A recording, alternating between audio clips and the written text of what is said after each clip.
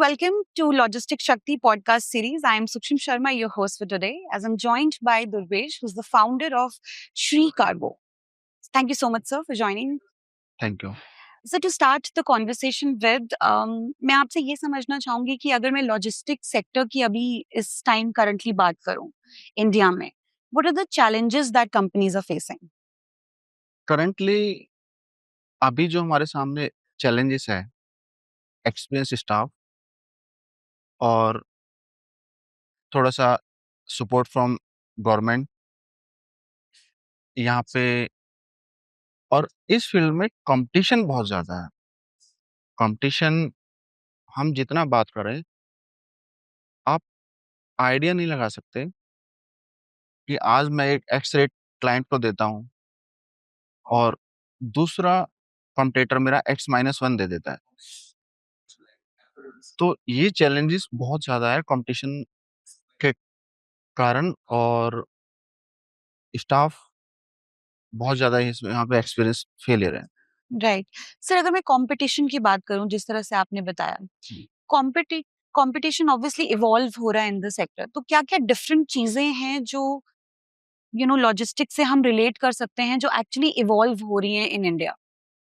अभी आप देखिए मैम, जो सबसे बड़ा चैलेंज हम यहाँ फेस कर रहे हैं ना, सीएनजी फ्यूल प्राइसेस और पेट्रोल प्राइसेस हाइक हो रहे हैं।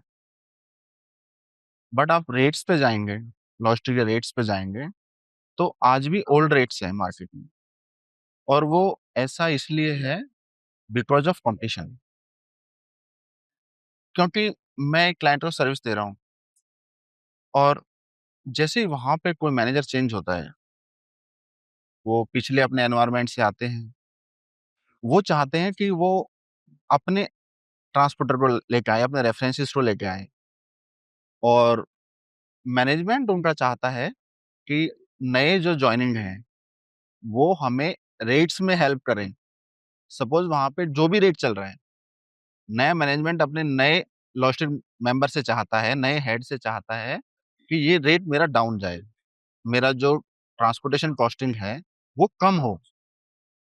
और इसी के कारण वो अपने किसी फ्रेंड को, रिलेटिव को रेफर करते हैं, और उन्हें एक बड़ा बिज़नेस का वो देते हैं कि आपको बहुत बड़ा बिज़नेस मिलेगा, और आप बस रेट जो मेरा रेट है उसे आप अचीव कर लीजिए। और वो चाहते हैं कि सपोज़ कीजिए उसके वहाँ पे कुछ भी रेट है। मैं जैसे एफटीएल की बात करता हूँ, कि एक लोकेशन का अगर मैं बात करूँ, लखनऊ का 22,000 रुपए रेट है। सपोज़ एक 22 फीट ट्रक का 22,000 रुपए रेट है, दिल्ली टू लखनऊ। तो नए मैनेजर चाहते हैं कि उन्हें वो 20,000 में मिल जाए, राइट। और कोई भी ट्रांसपोर्टर या जो उनका पार्टनर है, पुराने पार्टनर तो सपोर्ट नहीं कर पाते उस रेट में, कि सर वो अगर 22,000 में काम कर रहा है, वो 20,000 में काम कैसे कर लेगा।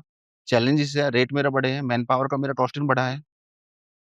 बट जब वो अपने किसी फ्रेंड को एक एम दिखाते हैं, एम ऐसे दिखाते हैं कि हम आपको 20 लाख का बिजनेस देंगे, 30 लाख का बिजनेस देंगे, तो कोई भी उन्हें सपोर्ट करने को रेडी हो जाता है, और वो 20,000 रुपए का रेट ऑफर कर देता है एक ट्रक पे। राइट सर, अगर मैं बात करूं श्री कार्गो की, since you are the founder, can you please share how you started? जिस ईयर में आपने स्टार्ट किया, तब क्या ट्रेंड्स थे? तब से अब तक अगर आप कंपेयर करते हैं तो कंट्री में क्या बदल गया है in terms of policy also, in terms of competition also, and as well as challenges also? Competition तो मैम मैंने जैसे आपको बताया, कंपटीशन तो डे बाय डे ग्रो हो रहा है, और जितना आप एक्सपेक्ट कर रहे हैं उससे ज़्यादा ही हो रहा है। नंबर ऑफ ट्रांसपोर्टर्स बहुत ज़्यादा हो गए हैं। पहले कुछ लिमिटेड ट्रांसपोर्टर्स होते थे जिन पे रिलायबल किया जा सकता था। आज आप कोई भी नई कंपनी देखेंगे ना, तो वो किसी बड़े प्लेयर के साथ नहीं जाना चाहता है। बड़ा प्लेयर जो इस मार्केट में ऑलरेडी सर्वाइव कर रहे हैं पिछले 20 ईयर से, 25 ईयर से, वो छोटे प्लेयर के साथ जाना चाहेगा, और छोटा प्लेयर अपने आप को अकॉर्डिंग टू क्लाइंट टेलर कर लेता है, टेलर मेड हो जाता है जैसा क्लाइंट को चाहिए। बड़ा क्लाइंट सर्विस में हेल्प नहीं करता है। बड़ा कस्ट ट्रांसपोर्टर अपने क्लाइंट को सर्विस में हेल्प ऐसे नहीं करता है कि अगर उन्हें सपोज चीजें नेक्स्ट डे डिलीवरी चाहिए, तो वो तो कह देगा मेरा कॉन्ट्रैक्ट है, मुझे 48 आवर्स का टेट है, मैं उससे पहले आपको डिलीवर नहीं कर सकता। बट जो छोटे प्लेयर्स हैं, वो अपनी पूरी मेहनत कर देते हैं अपने क्लाइंट के एम को अचीव करने में। और अभी जब मैंने स्टार्ट किया था, मैं मैंने 2010 में अपना ग्रेजुएशन कंप्लीट किया था, और 2012-13 से मैंने यहाँ पे ज्वाइन कर लिया था लॉजिस्टिक में। तो हमारे पास तो एक्सपीरियंस है। हम एज ए कोलोडर हम लोगों ने काम स्टार्ट किया था, बड़ी कंपनियों के साथ एज ए कोलोडर काम स्टार्ट किया, और फिर उसके बाद एक अपना नाम, अपना एस्टेब्लिशमेंट मार्केट में सेटल करना। आज हम बड़ी कंपनियों के साथ काम कर रहे हैं अपने हमारे एग्रीमेंट पे। तो आज की डेट में हम जिस तरह से अपने कस्टमर को सपोर्ट कर रहे हैं, वो एक बड़ा प्लेयर नहीं कर सकता। और यही रीजन है कि जो ओल्ड ट्रांसपोर्टर्स हैं, वो अपने आप को अकॉर्डिंग टू द नीड, आज जो रिक्वायरमेंट है, आज टेक मॉडिफाई चाहिए, 24 आवर सर्विलेंस चाहिए, और वेल ट्रेंड स्टाफ चाहिए। वेल ट्रेंड स्टाफ को आप तभी दे सकते हो जब आप उसे डेली गाइडेंस दीजिए। जब आप डेली गाइडेंस दे पाओगे अपने स्टाफ को, तभी वो पॉसिबल है। क्लाइंट नहीं, आज होता क्या है मैम, वॉकिंग स्टाफ आते हैं, एक्सपीरियंस होता नहीं है, और स्टाफ का बहुत ज्यादा। अब हमारे फील्ड में जो सबसे ज्यादा इम्पैक्ट होता है वो ड्राइवर का होता है। और ड्राइवर मैम आपको ट्रेन नहीं मिलेंगे। ड्राइवर तो आपको अनट्रेन्ड ही मिलेंगे। अनट्रेन्ड, वो ड्राइविंग जानता है, बट उसके जो एजुकेशनल स्किल्स है, वहां वो लैग कर रहा है, बिहेवियर में लैग कर रहा है। और कोई भी ड्राइवर, 10% ड्राइवर ऐसे होते हैं जो अपने फ्यूचर को देखते हैं और काम करते हैं। बट 90% ऐसे होते हैं कि आज यहाँ काम किया है, कल दूसरी फर्म में चले गए, परसों तीसरी फर्म में चले गए। तो यहाँ पे मैं जो गवर्नमेंट की तरफ से चाहूंगा, अगर गवर्नमेंट कोई ऐसा कोई रूल बनाए, मैं मेरे पास कोई ड्राइवर आता है प्लेसमेंट के लिए, तो मैं उनका पिछला फीडबैक लूं। आप मैम जब भी किसी आप एमएनसी में जाओगे, तो वो आपसे आपका कैरेक्टर सर्टिफिकेट लेता है, पिछली कंपनी का रिकॉर्ड लेते हैं, आपसे वहां से क्लियरेंस लेते हैं। बट ड्राइवर में ऐसा नहीं होता। यहाँ पे जब भी हम कोई ट्रांसपोर्टर या कोई बड़ी कंपनी ड्राइवर हायर करती है, तो ऐसा कोई पॉलिसी नहीं है कि उनसे पिछली कंपनी का कोई उनका फीडबैक लिया हो, कोई उनका कैरेक्टर लिया हो, ये कैसा था वहां पे, ये चोर था, इसने चोरी की थी, या इसने मिसबिहेव किया था स्टाफ के साथ में, किस वजह से इन्होंने वहां से छोड़ा था। तो ये पॉलिसी नहीं है। और ये पॉलिसी बनाए इसलिए नहीं जा पा रही है क्योंकि ड्राइवर का शॉर्टेज है। अभी जैसे टाइम है मार्च से अप्रैल, इस टाइम पे पूरे इस सेक्टर में, लॉजिस्टिक सेक्टर में ड्राइवर का शॉर्टेज है। ज्यादातर ड्राइवर फार्मर फैमिली से होते हैं, और सभी लोग अपने घर पे गए हुए हैं अपने गेहूं काटने के लिए, अपने गेहूं को घर पहुंचाने के लिए। तो इस वजह से ये इंडस्ट्री थोड़ा सा फेलियर है। सर, अगर मैं श्री कार्गो की बात करूँ तो अभी नेक्स्ट 5 इयर्स के लिए क्या विज़न लेके आप चल रहे हैं? मैम, हम एफटीएल में अपने आप को पैन इंडिया सर्विस प्रोवाइड करते हैं। हमारा एफटीएल जो एक्सपेंशन है, हम पैन इंडिया दे रहे हैं। मैं अपने आप को like big players in the market, मैं उनकी तरह अपना एक्सपेंशन चाहता हूँ पैन इंडिया में, कि मैं pin code to pin code में डिलीवर कर पाऊँ। ये हमारा भी एक्सपेंशन प्लान है, और उस पे हम काम कर। सर, श्री कार्गो की तरह जितनी भी और भी एमएनसीज हैं, कंपनीज हैं लॉजिस्टिक सेक्टर में, क्या सपोर्ट सिस्टम है जो कंपनीज चाह रही हैं from the government side also now in the country? यहाँ पे मैम सबसे बड़ा होता है कि हमारा पेमेंट टाइमली नहीं हो पाता मार्केट से। ज्यादा प्रेशर दोगे आपका बिजनेस लो हो जाता है, आपका बिजनेस लेवल कम हो जाता है। गवर्नमेंट ने पॉलिसीज बनाई हैं, एमएनसी के अंदर स्ट्रिक्ट किया है कंपनीज को कि आप विद इन 30 डेज पेमेंट दीजिए। कुछ कंपनियां हैं जो फॉलो कर रही हैं, कुछ कंपनियां इस रूल को फॉलो नहीं कर रही हैं।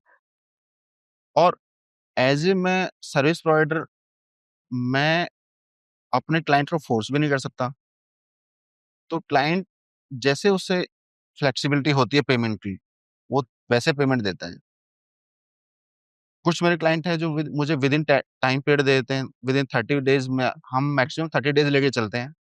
After submission of the bill. कुछ क्लाइंट है जो वहाँ फेलियर हो रहे हैं, वो नहीं दे पाते हैं। अब उसका हम जीएसटी भी पे करते हैं, अपना हमने सर्विस दिया है, हमारा बिल जनरेट हो गया है, तो मुझे कमिंग 20th को से पहले अपना जीएसटी फाइल करना है, बट क्लाइंट मेरा फेल हो जा रहा है। बिल्कुल। सबके साथ नहीं है, 4-5% क्लाइंट ऐसे हैं जो इस गवर्नमेंट इसमें अगर थोड़ा मॉनिटर करें, रूल है गवर्नमेंट से कि एमएसएम जो भी ट्रांसपोर्टर रजिस्टर्ड है एमएसएमई में है, तो उससे क्लाइंट गाइड वो है, अबाइड बाय द रूल्स कि उसे फॉलो करना है, विद इन 30 डेज पेमेंट देना है, बट कुछ नहीं कर पा रहे क्योंकि गवर्नमेंट मॉनिटर नहीं कर पा रही है। ये रीजन है। राइट। सर, सिंस आज हम लॉजिस्टिक शक्ति की सेकेंड एडिशन इवेंट पे बैठे हैं, we have like stakeholders here and the delegates who are actually closely working in the industry. ऐसे प्लेटफॉर्म से आप क्या मैसेज देना चाहते हैं towards the audiences who are actually involved in the sector? और ऐसे प्लेटफॉर्म्स कैसे हेल्प करते हैं हम लोगों को सॉल्यूशंस ढूंढने में, उस बारे में आपके क्या थॉट्स हैं? मैम, ये आपका बहुत अच्छा इनिशिएटिव है। ये एक हम जैसे छोटे प्लेयर को भी एक प्लेटफॉर्म दे रहा है, हमें रिकॉग्निजेबल दे रहा है, जो हमें एक आइडेंटिटी मिल रही है, और यहाँ पे मैं अपनी बात रख पा रहा हूँ। मेरी बात आप कैसे भी क्लाइंट तक भी पहुंचेगी, वो भी अपने आप को इस बार एक रिकॉग्निजेबल मुझे भी मिला है, और जो मेरा वीकनेस है या जो जो मुझे रिक्वायरमेंट है गवर्नमेंट से, ये बात मेरी सरकार तक भी पहुंचेगी आपके थ्रू। तो आपका प्लेटफॉर्म इसमें हेल्पफुल है। इसके थ्रू हम अपनी आवाज पहुंचा सकते हैं ऊपर तक, और जो अच्छी सर्विस दे रहा है वो रिकॉग्नाइज हो रहा है, उससे कॉ- उसे भी कॉन्फिडेंस मिलेगा। जो अपनी सर्विस के लिए जिसको अवार्ड मिल रहा है, वो आगे और बेहतर करेगा, इस फील्ड में अच्छा काम करेगा, राइट। और एक क्लाइंट को भी एक अच्छे प्लेयर मार्केट में दिख जा रहे हैं आपके थ्रू। जो आपके यहाँ पे काम आज ज्वाइन किया है जिन्होंने, उन्हें एक रिकॉग्निजेबल मिल रहा है, एक प्लेटफॉर्म मिल रहा है अपने आप को बताने के लिए, हम मार्केट में हैं, हम भी काम कर रहे हैं। कुछ लोग ऐसे होते हैं मैम, वो बता ही नहीं पाते। वो अभी इस इंडस्ट्री में मैम 100 प्लस मैं वो 1000 प्लस सर्विस प्रोवाइडर है, और मल्टीपल कंपनियां जिनको सर्विस चाहिए, सभी लोग सब तक नहीं पहुंच पाते हैं। कुछ अब हमारा टारगेट यही है कि आपके थ्रू हमें एक प्लेटफॉर्म मिल जाएगा, और हम भी अपनी आगे हमें रिकॉग्निशन मिलेगा, जिससे कि हमें हमें बताना नहीं पड़ेगा अपने आप को कि हम कौन है।